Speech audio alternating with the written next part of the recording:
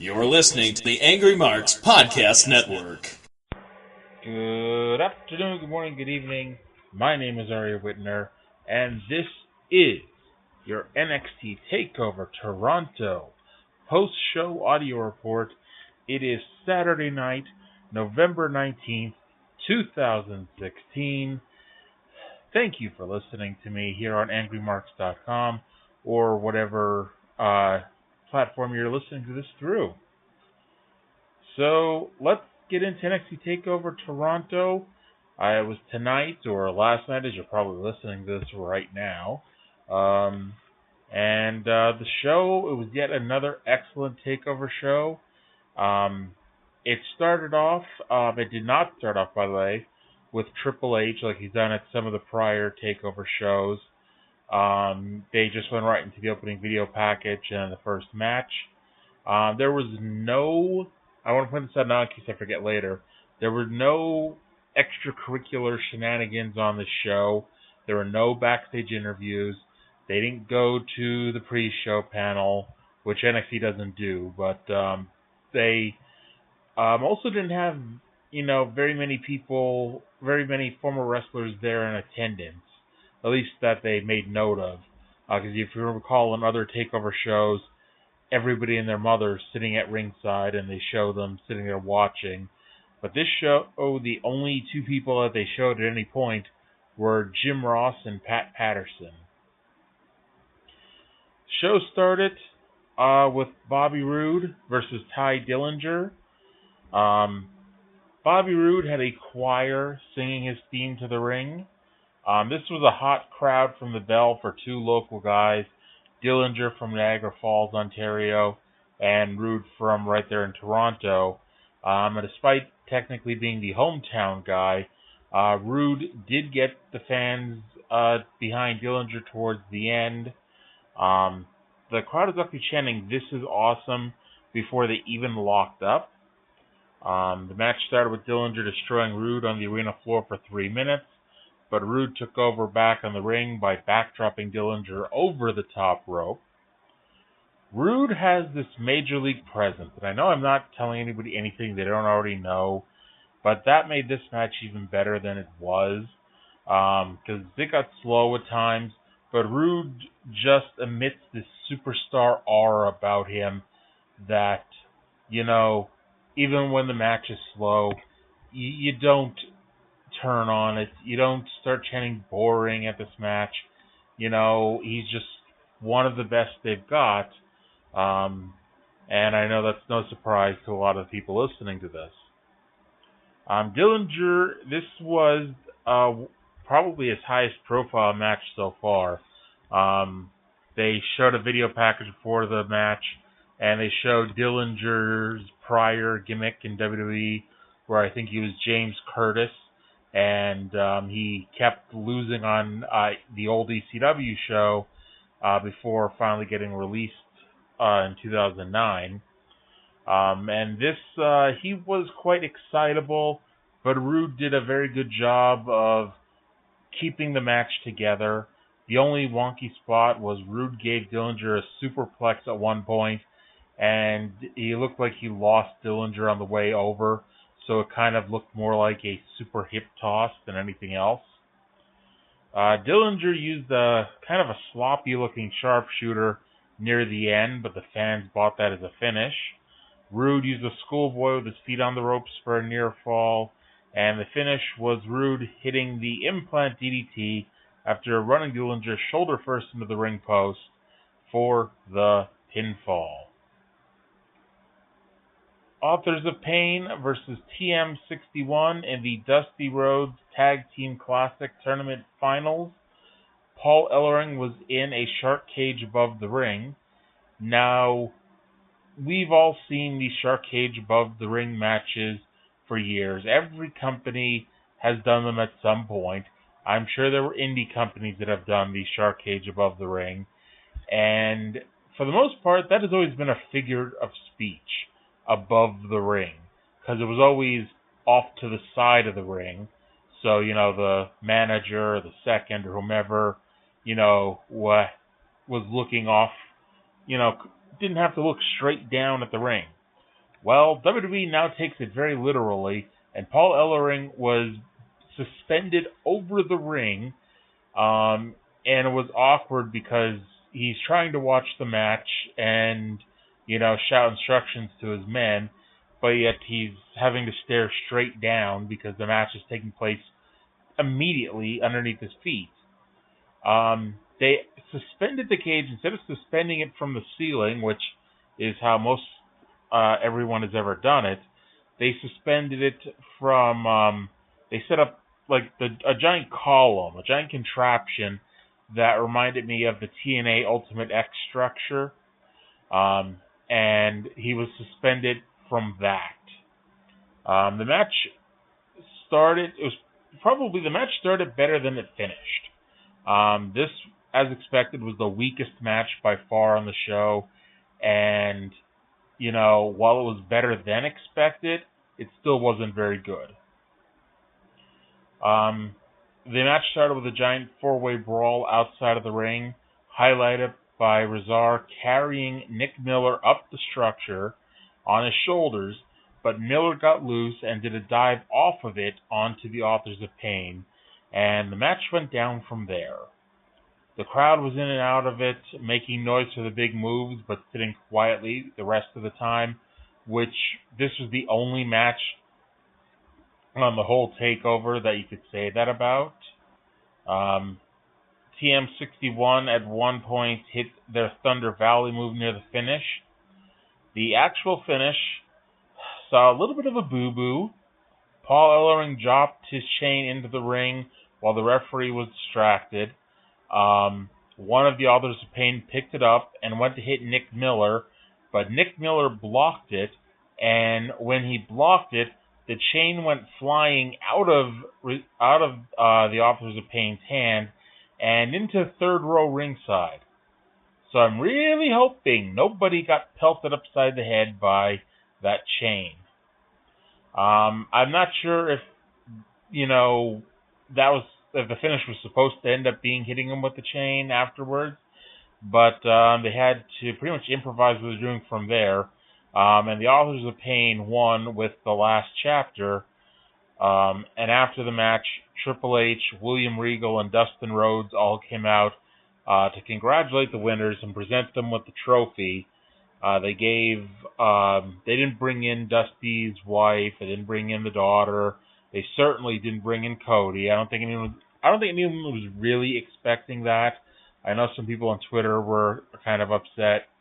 I'm more upset, and I know there were injuries, and who knows, maybe this was the actual booking of the tournament.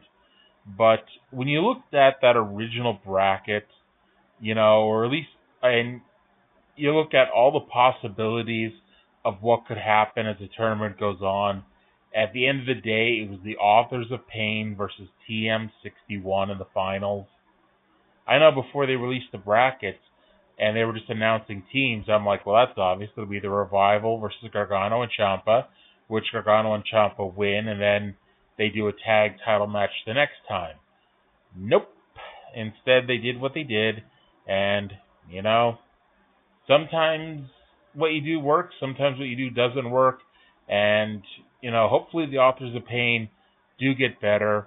They do have a good presence to them, and they're obviously booking them like the Road Warriors, and if you watch the original Road Warrior squashes, like their very first matches, the Authors of Pain are better at this stage of the game than the Road Warriors were at the same stage of the game. However, I don't know, it's like they're not ready for prime time.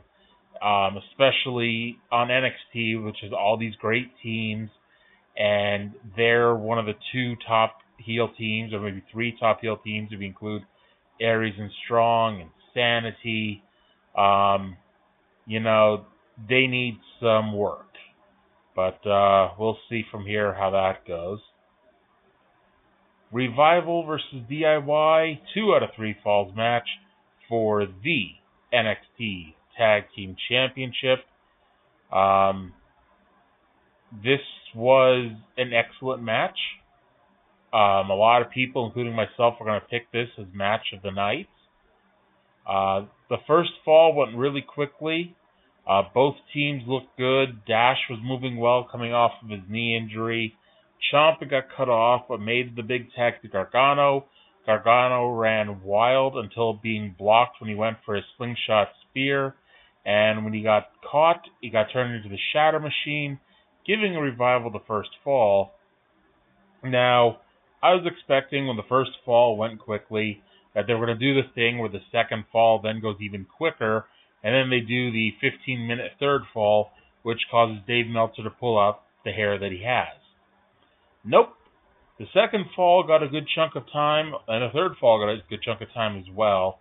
DIY won the second fall, obviously, because, I just spoiled there's a third fall, so, DIY had to win the second fall in that case.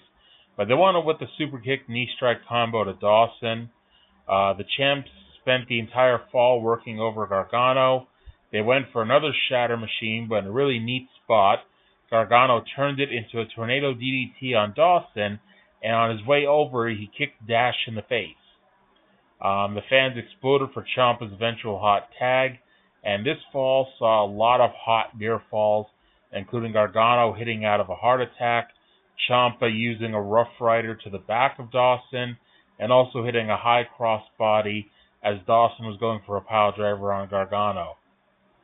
Led to the third fall, where DIY started it with hitting one hot move after another, Revival doing everything they could to hold them off.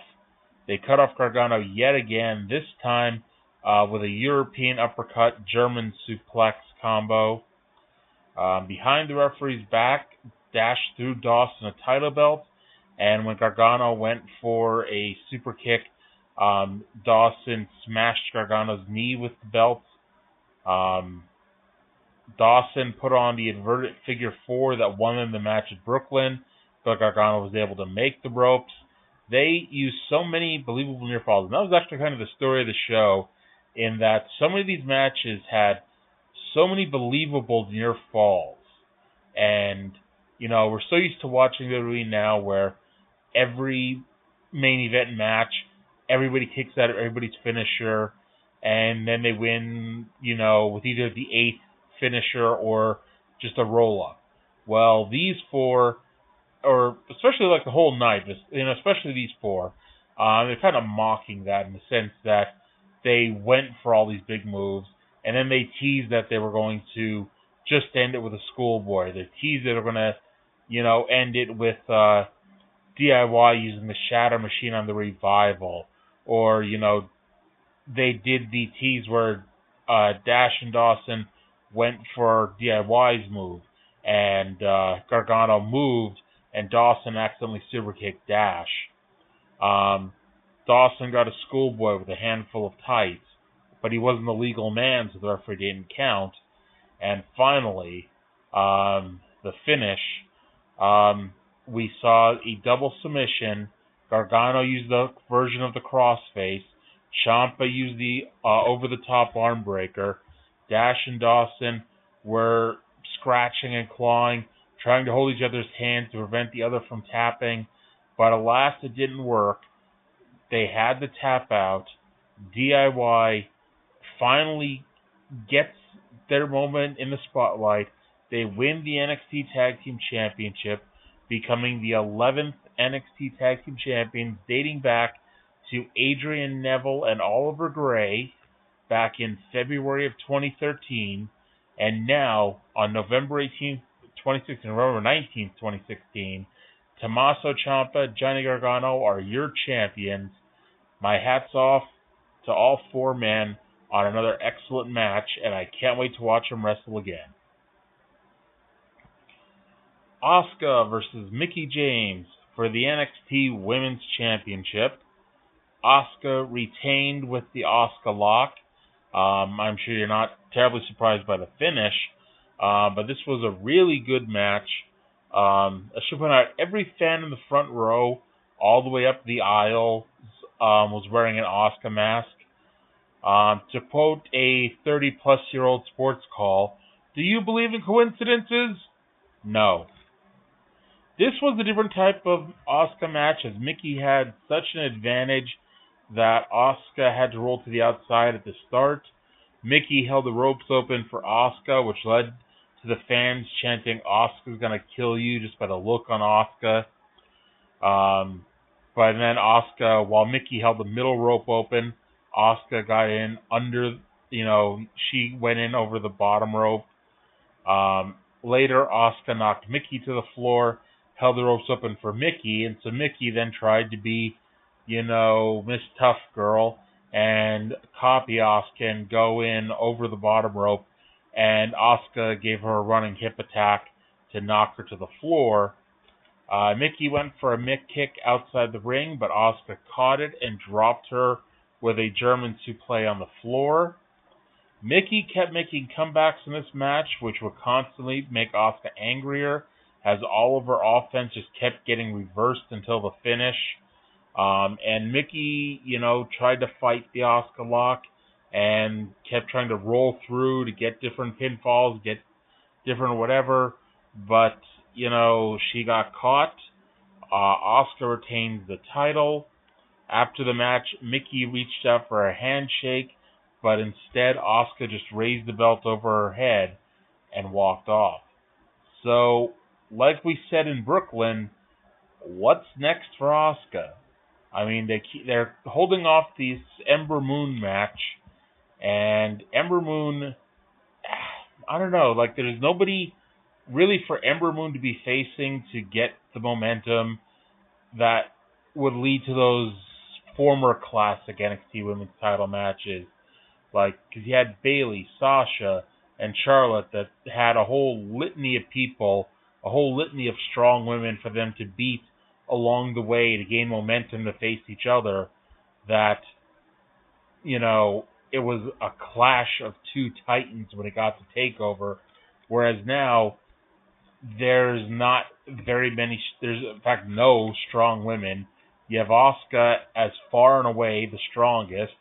You have Ember Moon, who almost just purely based on reputation and look is in second, but it's, a large gap between 1 and 2. And then there's another large gap between Ember Moon and everybody else. This match, was very good. It was an excellent match.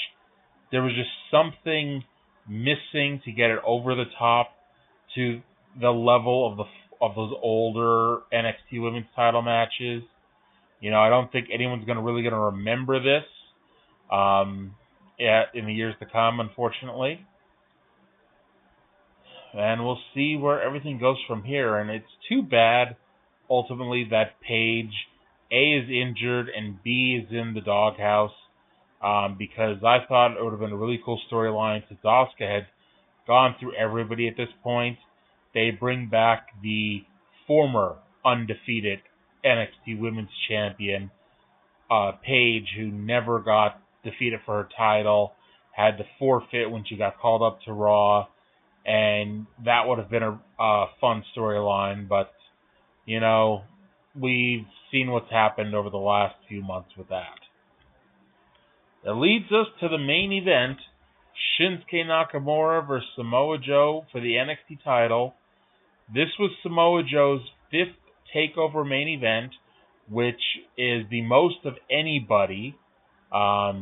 Sami Zayn, Adrian Neville, and Finn Balor all did 4, and now Samoa Joe has done 5. So, Joe, I'm surprised by the finish here, just because I think a whole lot of people thought that Joe was going to get called up to the main roster, and it's possible that he might, because obviously they're going to do a third Nakamura Joe match now since they both won 1, and maybe Joe comes up to the main roster in the build-up to that, but I think a lot of people thought Joe was going to come up tomorrow, specifically after the Brock Goldberg match, but that ain't happening. Or if it is, we'll all be shocked, won't we? Anyways, you might be able to tell by the way I prefaced this one, Samoa Joe is once again your NXT champion. He is the first ever two-time NXT champion and the 10th overall champion, following Seth Rollins, Big E Langston, Bo Dallas, Adrian Neville, Sami Zayn, Kevin Owens, Finn Balor, himself, and Shinsuke Nakamura. Once again, they used live violinists to play Nakamura's theme, which was weird because they were all playing the violin. There's probably like 6 or 7 violinists, but Nakamura's theme was still playing over the loudspeakers and playing so loud you couldn't even hear the violinist anyway. So that defeated the whole purpose of having these violinists playing the theme to begin with. The match started with a series of leg kicks by both men, which culminated in a hard inner thigh kick by Joe. They fought outside the ring, over the guardrail, into the crowd, and this is where I started getting crappy TNA flashbacks, because they had 2 cameramen in the crowd, and they kept cutting away, and every time they'd cut to the different cameraman, the angle kept getting worse and worse and worse, and it was becoming a running joke. I didn't know how they could keep cutting to a different angle that looked worse, every time they did it.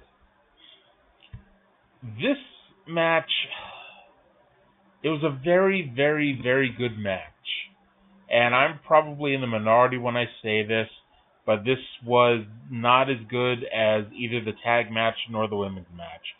And I'll tell you why.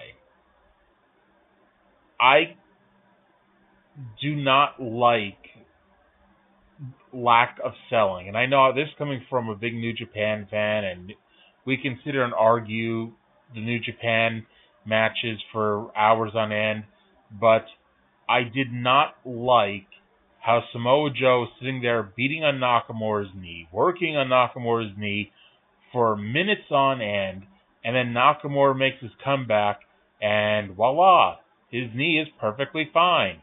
It's a miracle, which, I guess I could accept that if then the finish didn't then involve going back to the knee and Joe attacking the knee again, because why would Joe bother attacking the knee? Because Nakamura apparently has superhero powers, but, the 83rd time attacking the knee appeared to be the charm, I guess. Nakamura used a Kinshasa from the middle rope, but sold that he landed hard on his head on the way down and thus couldn't make a cover. This was after Joe had beat on Nakamura's knee forever and a day. Nakamura kneed the turnbuckle when Joe moved, and so Joe rolled into Nakamura's knee to further injure it. Joe kicked out of a Kinshasa and got in the Coquina clutch when Nakamura went for a second one. Then the finish saw Nakamura, he hit the Kinshasa to the back of Samoa Joe's head. Joe went flying outside the ring, which led to the finish, where the referee was outside checking on Joe, and Nakamura came out and was going to show no mercy on Joe. Joe pushed the referee away, and while the referee's back was turned, Joe kicked Nakamura right in the groin. He then gave Nakamura a Uranagi on the ring steps, harkening back to when he injured Nakamura, rolled him in the ring, picked him up, and Samoa Joe hits the Muscle Buster, and to the shock of a lot of people in that crowd, Samoa Joe pins Shinsuke Nakamura, wins the NXT title, and celebrated the night away. And, after production screw up the first time with all the camera changes making the video worse, they then made one final production screw up when they played Samoa Joe's first NXT theme, the one that was not very good, before switching mid-theme into his current one. So, despite that, you know, by the way I described it, you're going to think I hated that main event. I didn't. I really liked it. I just wish, you know, it could have been better. I'll just say that. They had 4 takeover shows this year. Dallas was a great show. Brooklyn was a great show. This was a great show. The End was a very good show. It's hard to bet against NXT on these takeover shows. And I know I'm not saying anything new to anybody listening to this, but, you know, I know there's 2 UFC shows that were on today, and there's a Bellator show today, and there's a lot of stuff to watch. And honestly, I don't know how good the other 2 UFC shows were, and check out the coverage of all 3 shows here on the site. But even if it takes you a day and a half to watch it, make sure to watch this takeover show. Especially, you know, the last 3 matches. I'd say watch Rude versus Dillinger. Fast forward through Authors of Pain versus TM61. And this show, either way, is 2 big thumbs up. And it's hard to say you don't get your money's worth watching NXT or watching the network, especially when you got these NXT Takeover shows. So thank you all for listening. I will be back doing the live Survivor Series coverage here on AngryMarks.com Sunday night starting at 7 p.m. with the kickoff show, I think starting at 5. I don't know if they're doing any live pre-show matches, but I guess we'll find out. And I'll talk to you again after a while. You're listening to the Angry Marks Podcast Network.